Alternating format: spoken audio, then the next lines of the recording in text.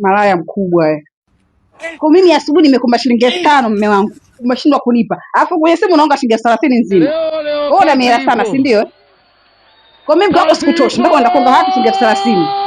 Hawa malaya wenzako, si ndio hivyo? Una kitu gani lakini mume wangu?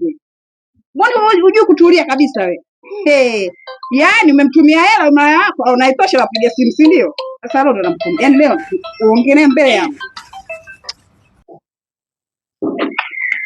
Halo mwanangu. Mama. Baba mko hujambo? Mimi si jambo tu, sijui nyinyi huko.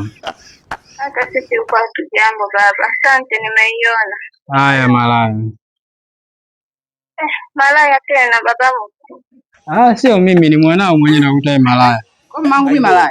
Sasa unakataje simu ya malaya wangu? Kwa hiyo mamangu mimi ndo malaya. Sasa malaya wangu anakuhusu. Wewe unajua mamangu, sitaki kunipa habari hizo unajua. Kumbe mama yako wewe? Kwa mamangu mimi malaya nakuuliza? Ndio malaya wangu. Unajua simchanganye na wewe. Sikuchanganye nini? Unajua ni mamangu. Na mpata huko kijijini. 30,000 sijatuma bure ile. Wewe? Nini? Unajua?